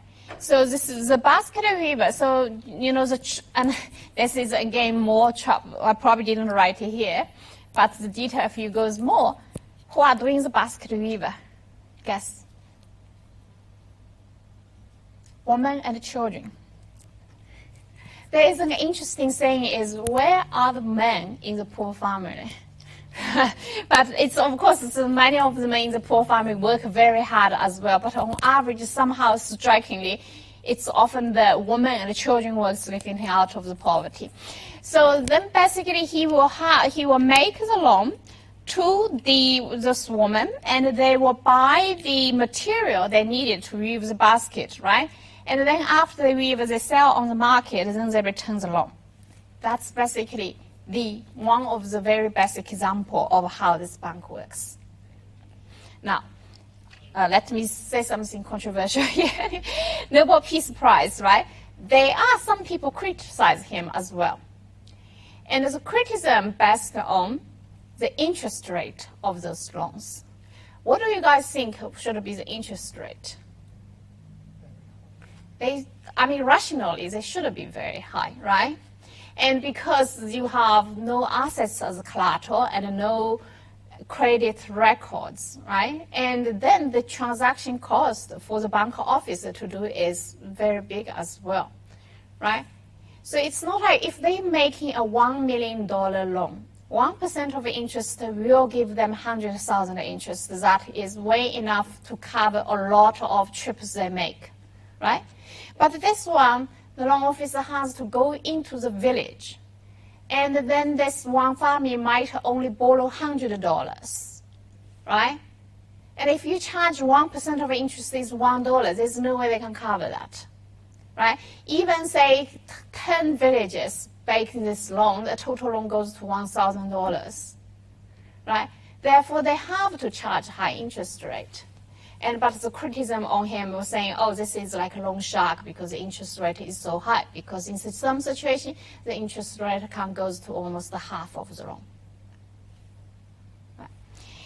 Anyway, we go on, and then and this is not just in Bangladesh, it's everywhere in the world, right? In the poor countries, people do not have access to bank service.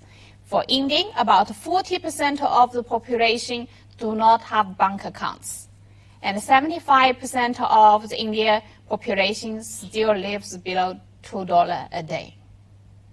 I think did I tell you guys about India, right? I think I told you guys about India. It's the rich and poor discrepancy is much worse in China, and it's strikingly. Okay.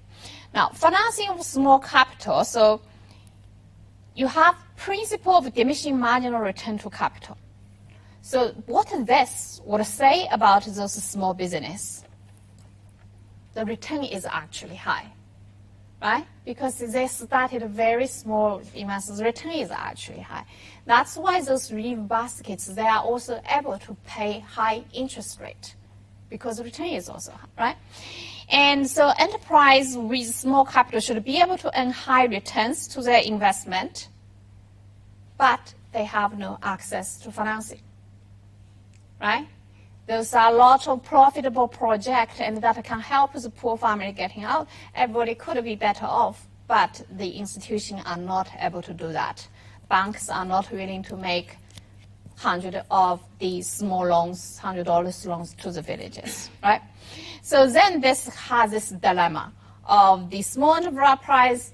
Those families are willing to pay high interest. They have investment opportunities. They know how to get out of poor, but they need a support financing, but they can't have that, right?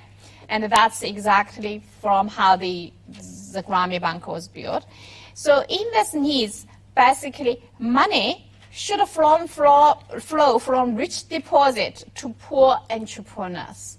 That is in sense of rational investment, it should be, right? The rich ones, because they have large capital with declining return of the capital return, the investment project that they have low returns, right? So that is, right? So the traditional bank in this one does not work, right? Because they don't have collateral.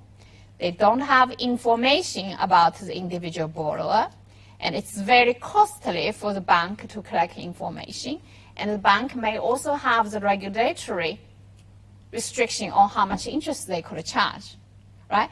And because due to all those problems, particularly the asymmetric information problems, right? So the bank cannot determine which customer is more reliable, which customer is risky, right? And therefore what it would be. And when they cannot determine, the only way the bank to compensate themselves is charge even higher interest rate, right? To compensate this risk to take. And then if they charge even high interest rate, this adverse selection will happen, right? Who would be willing to borrow? Probably not those ones who are not planning to return them when the interest rate goes too high, right?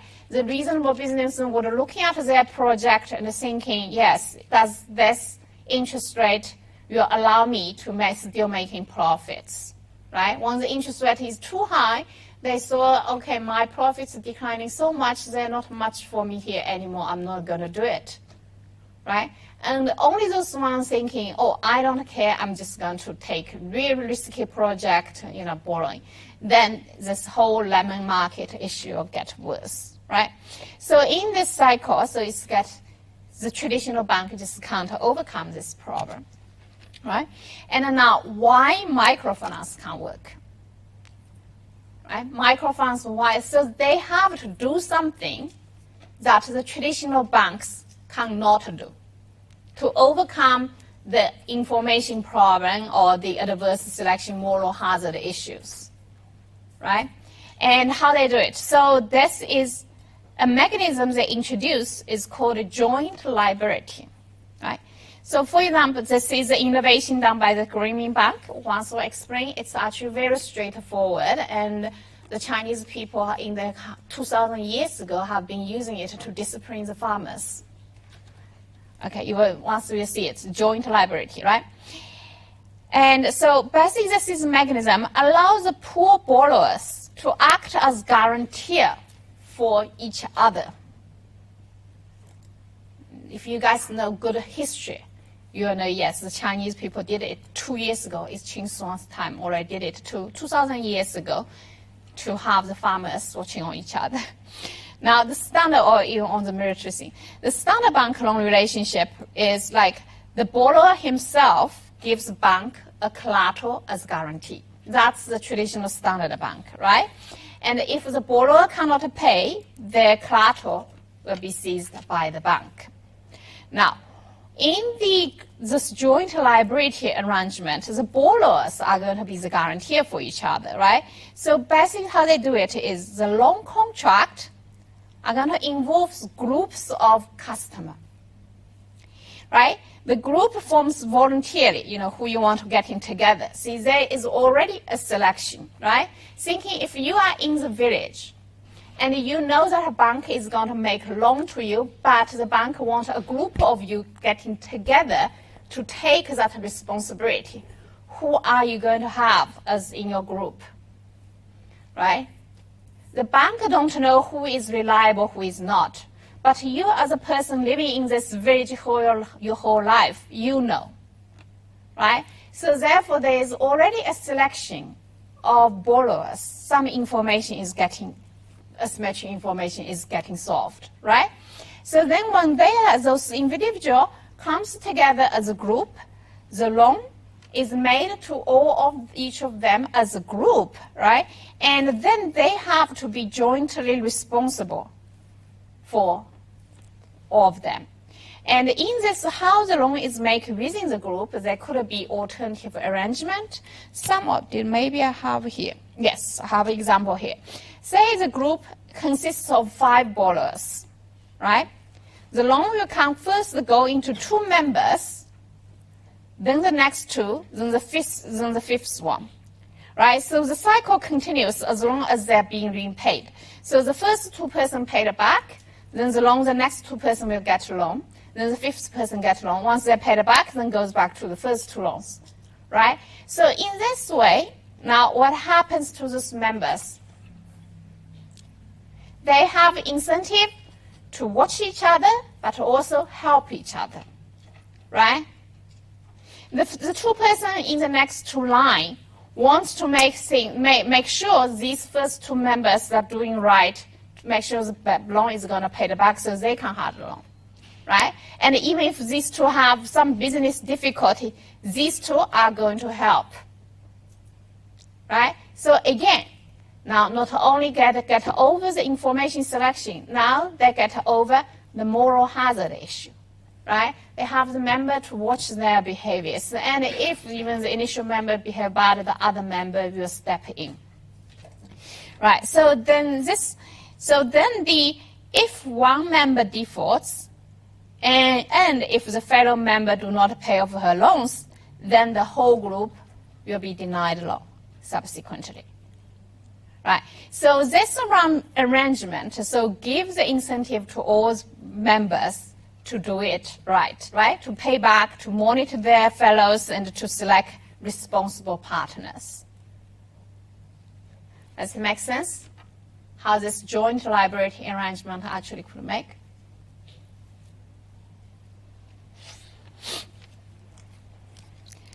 Right. Okay. So then this. Right.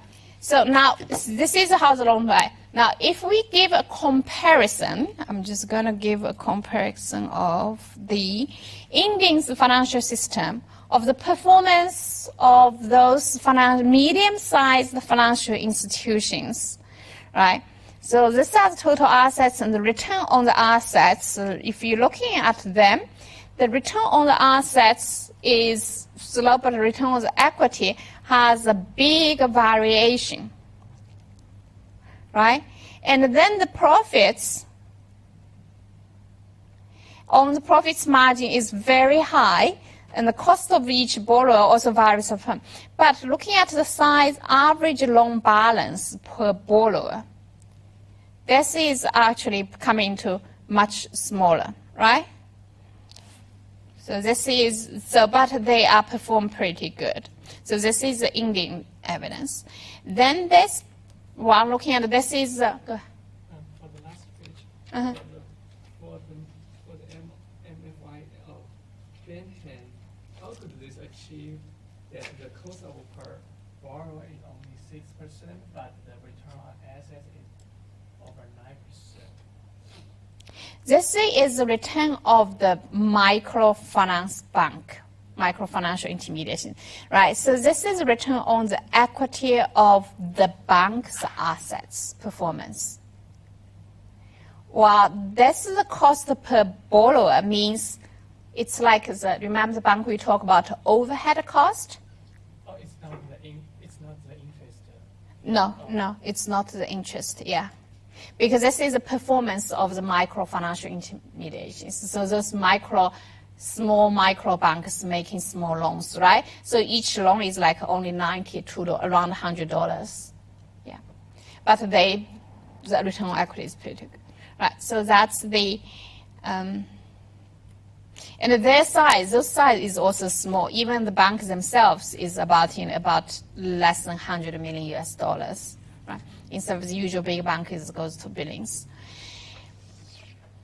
And this is another study done by the World Bank people. They have their survey on the so microfinance meets the markets. Again, looking at they have banks, credit union, non-bank financial institutions, non-government organizations, total like all this, right? And then they looking at the commercial borrowing and also the deposits and the median non-commercial funding ratio, etc., to looking at how their shares of the total funding by institutional types. The average, so the deposits where they're coming from, or let's look at the borrowing, for 13%, 6%, 28%. So the large portion is coming from the non-bank financial institutions, non-government organizations, right? Instead of the traditional bank and the credit union that has much small percentage. Okay, this is just give you some idea of how to look like, right? Now so those microfinancial institutions like Greenme Bank was quite successful on the small scale. Right? Now, once this model becomes successful, you will see how it attracts, right? It will attract the many commercial bank institutions. They won't have a tap on it, right? They cannot, the conventional business, they can't do it, but then they want to figure out a way how they can tap on this market. So this will be, so one thing they can do is they start to open, they still call it microfinance institutions, but they start to serve customers who are not necessarily so poor, but they have been denied to access loans from commercial banks. What do you mean of these people? So those are basically credit-wise weak, right? They have bad credits. They are not necessarily, they might be big businessmen. And then this changed the microfinancing's, the initial purpose, but also second, they lose the advantage of that joint liability arrangement, right? They don't have it. So then this is, so it's again we're showing the commercial banks are outstanding too. So how they do it is then the commercial banks will sort of making this, could be loan or could be some direct ownership or pool of funds, they're going into those microfinancial institutions, right? And the microfinancial institutions, once they have more funds, they may not be able to find so many qualified the poor farm to lend. So they start to lend to this other business, right? And then but basically you see through this channel, the conventional banks starts to tap on the microfinancing structure. So this is basically, I'm showing, actually not just, like for example, HSBC, a lot of ING, these are all big international banks, right? They actually start to support the microfinancial institutions and making sort of assets, joint pool assets with them. And then another way this sort of transformation of microfinancing is through the venture capital funds. Right? So the venture capital funds comes in, then they go into the funds go into this microfinancial institutions, and then they making those microfinance loans. But all these, you will see that this becomes a problem, right? The nature of the microfinancing, the reason it can success is because it's using this joint liability, or if not joint liability, some kind of arrangement, allowing the network, the community network, to play a role, to reduce the information asymmetry and to increase the monitoring, right? So once you have bigger commercial bank comes in or the venture capital funds comes in, suddenly you have a lot of capital comes in, right? And then there might not be so much demand. And then those micro institutions start to lend to the not so good quality borrowers who have been denied by banks, and this could be a problem, right? So one example, this will be showing is this. This is an Indian example. This is called SKS Microfinance Company, right? It is initially, so it's actually went IPO in 2010, become really large. It's non-deposit, so it's a non-bank financial institutions.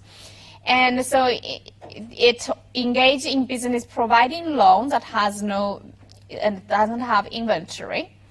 And initially it's just provide microfinance service in to women in the rural area of India who are organized as joint liability group. It's very much like Grameen Bank, right? But the funny part, it's just always attract my attention is to women, right?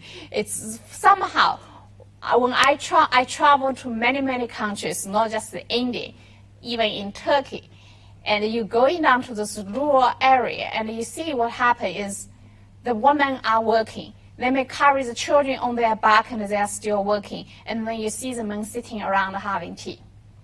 It's a very interesting thing that I don't have bias against men, but there must be something there, right? The thing of, and how many of you guys looking at the labor participation of women in China? Make a guess. What is the women's labor participation in China? First of all Chinese people working very hard. The labor participation of the whole country is at the top of the world, both Chinese men and Chinese women. More than 70%. Even the Chinese women are around 70%. And the Chinese women's labor participation rate, I don't remember the exact number, but I remember it's higher than the French men's labor participation rate. That gives you a very good idea, right? And then there are a lot of studies showing that in China's manufacturing sector, if they don't have enough female labor for that manufacturing sector, innovation is better. What does it say? The manufacturing labor are depending on women. If that's a shortage, then they force them to innovate, to replace those machines. So this is, there's nothing biased, but it's just a lot of interesting things that I think our understanding don't understand very much the pattern yet, right? But then it's not all, it's poor, particularly on the poor ones. But if you go high income one, right? The tradition is actually often the men work, the women stay home. Of course, nowadays, women gets education. Go ahead. Microfinancing Uh-huh. in India. So you mentioned that mostly poor people take the loans from this market. What type of projects do they normally do? They can be very small. Sometimes, for example, a small furniture maker, a small farmer, right? And how is the return in the sense that is it significant enough to get them out of poverty? Or is it just to get by, above the 2%, above the $2 per day? Well, the average Indian is $2 per day. But then when we say average, there are people doing worse than $2. There are people doing better than $2. Then the difference is reason that are you staying below $2, or are you going to getting better than $2? Are you going towards $10 a day or $20 a day, right? And it doesn't mean this microfinancing is going to make them rich right away, but it's definitely help them improve the current situation. That may answer your question? Mm.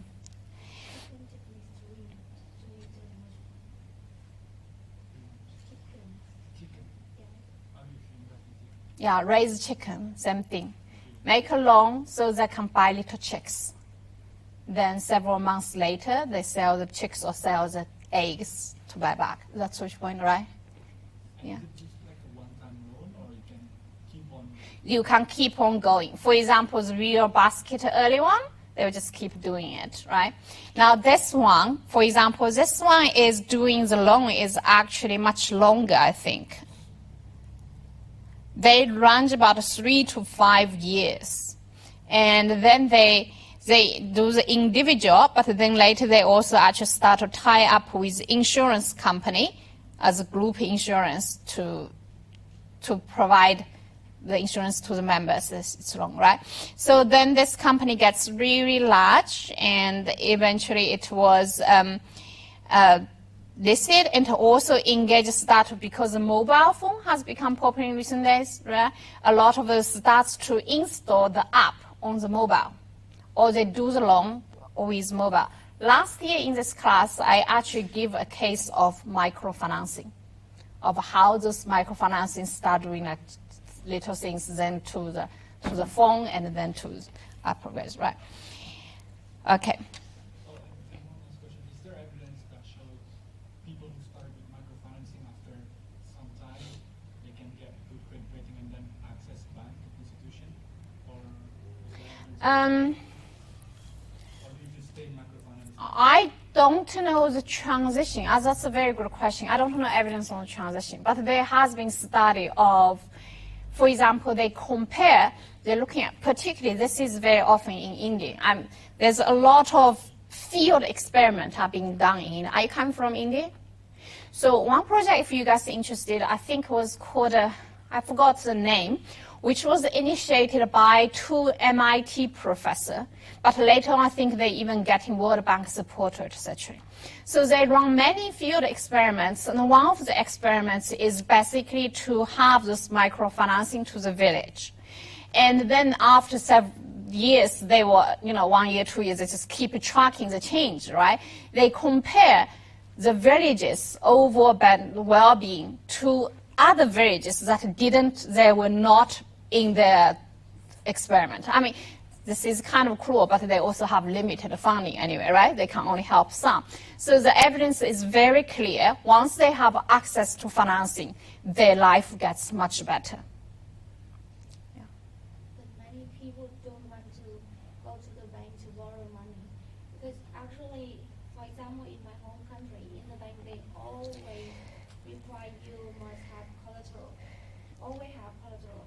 If you want to borrow money, you must pay for the government, and maybe your boss must sign really strict contract to warranty you. Yeah, that's exactly like we talked earlier, right?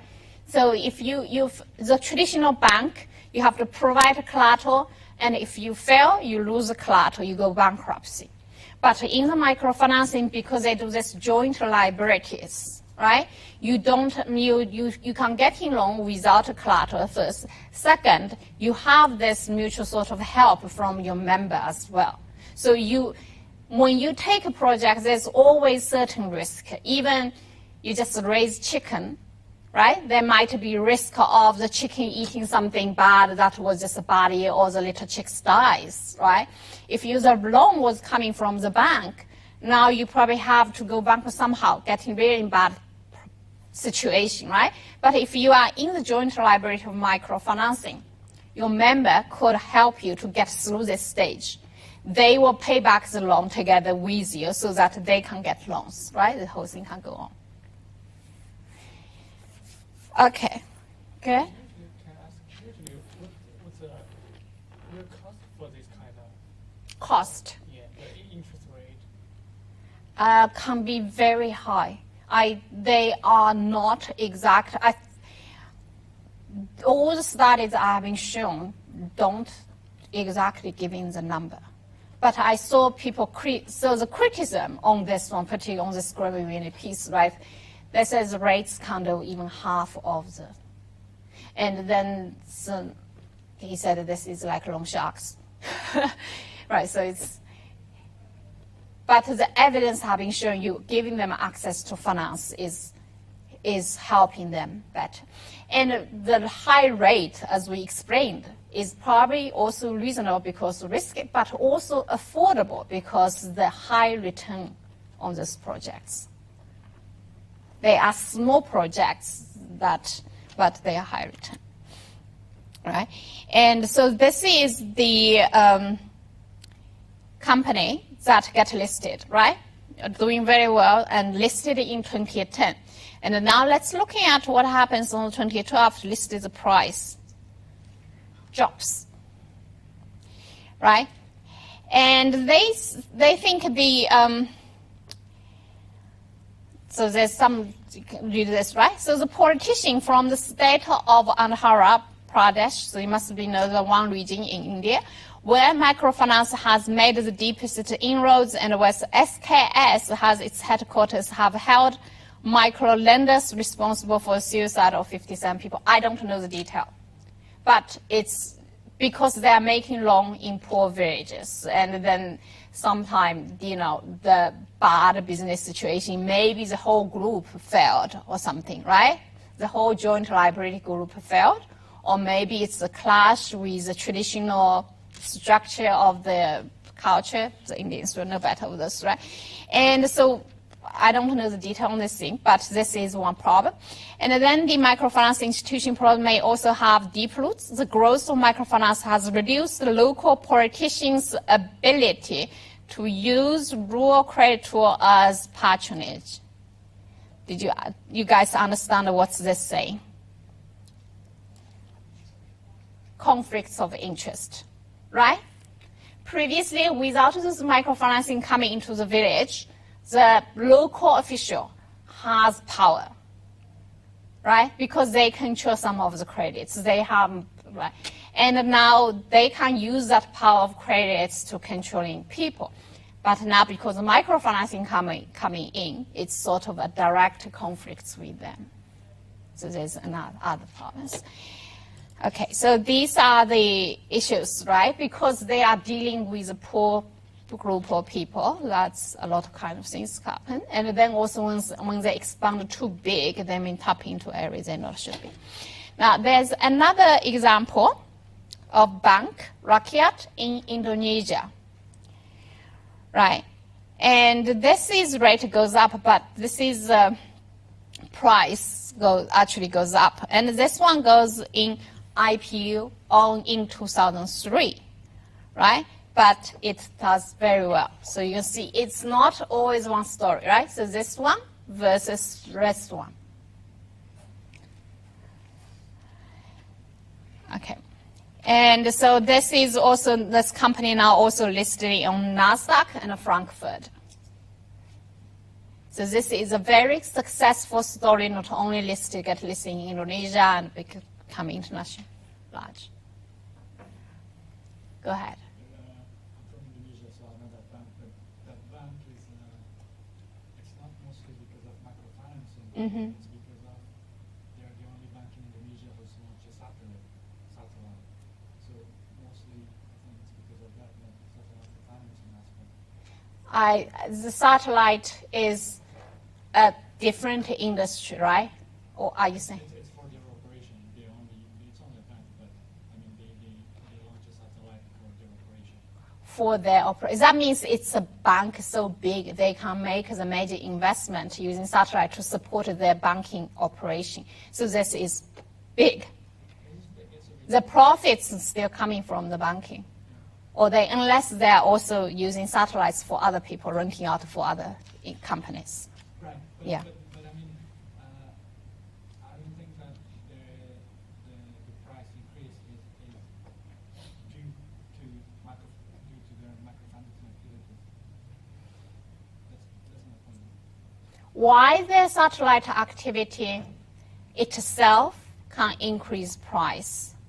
The market increase the price only when the market expect more cash flow in the future, better growth in the future.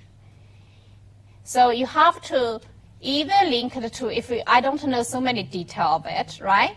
So from what you're saying is this is a bank who actually have their own satellite. Now, whether this launch of the satellite is going to give their high cash flow, right? And it's just two ways. One, the satellite can help their microfinancing business doing better, or even tap on more regular loans, become a full commercial bank. Or this satellite is something else, a sub-branch of business that generates separate income. You see my point? Okay. So the satellite activity itself are not going to cause price goes up. Let's say if this bank business have no use for satellite and the owner is just an egocentric person who wanted to have fun with satellite, I would expect the price to drop after the launch of satellite. You see the point? Okay, good. So this is about. Now, the commercializing of the microfinance institutions, the best is the two views, right? And we also show two examples here. For the Yanis, that's the founder of Green Bank, who got the commercial, the piece price. He's simply thinking, the money lending is reincarnated, right? And earning large profits by serving the poor is the long and microfinance can flourish without profit finance investment. That's one view. And then the other view is the president of ICON, who is one of the actually major microfinance provider in the world. He's thinking it cannot meet the world of demand for financial service without private profit-oriented capitals. And competition in the microfinance market would eventually bring down the interest rate and the profits. That's the other view. Now, this here is so-called, why is that without profit maximizing investment? Why they are talking about the private profit-oriented capital? I didn't mention here, but the very beginning of the microfinancing, or it actually lasts for a long time, was run more like charity, right? And this is not microfinance. It wasn't even Yanis. That's how he defended himself. He's thinking you have to have the profit maximizing profits mechanism to come in, because that's how he did it. Before, there was a lot of most microfinancing are like charity, right? So the rich or certain institutions or certain organization gives money to this microfinance organization. But that organization making loan to the poor without the idea of maximizing their own profits. So it's more like just to help the poor. You see, that's why they are saying this, Yanis. He basically saying you can't flourish. You have to allow the capital to maximize their profits. He is the way, particularly when people attacking him, charging high interest rate, that's what his defense, right? And then this Michael Chus, the president of ICE, his basic idea is you have competition. Once you allow the profit maximization, more capital will flow in, right? It will eventually saturate the market. The interest rate, because of the competition, interest rate will comes down, right? And driving down the profits. But on this one, I actually don't think we need to worry that much, right? Because the profit wants to reach the market wants to reach the competitive market, the demand will be actually increased, right? The interest rate goes down, the demand will go high. So the market itself would reach the equilibrium, and that is probably the results we want, right? Because from the poor who initially don't have a market to go from a little bit microfinancing until they actually facing a competitive capital market, that's the best. Okay. Okay. Now so this is microfinancing. Then we can talk. Should I talk on the try informal. Maybe we stop here. Let's stop here. It's a bit, several minutes early, but to stop here is better. So then next class when we come, we start on the informal financing, right? Okay, good. Any questions? Okay. So the midterm is graded and the marks are entered. I will write on the WATO, so I'll give you a time to review. So they enter the grade, but another person is double checking the entry, so everything you double check it. So they will probably give me the marks early next week, and then when maybe Tuesday or something, I will post the marks on the WATO, and then I will tell you the time you can come in if you want to review your sheets. Okay? I'm going to tell you the time and the location. And what's the other? Oh, the reports, I'm not done yet. There's too many to grade. And I have to read through each report. That will take much longer. So the expected date of the results should be? The report or the midterm? Report. And on the class schedule, did I say week 11 or week 12 to give you the? Did I say 11 or 12? I forgot. In the course of writing. Yeah. If it's 11, I actually have some difficulty because this is more, the class gets larger this year. I don't think I can finish by next Friday. Probably more reasonable, give me to week 12. Okay. You said, yeah. I said it week. I think in previous years I can make to week 11. This year the class was even large by I think at least 10 more group compared to previous years.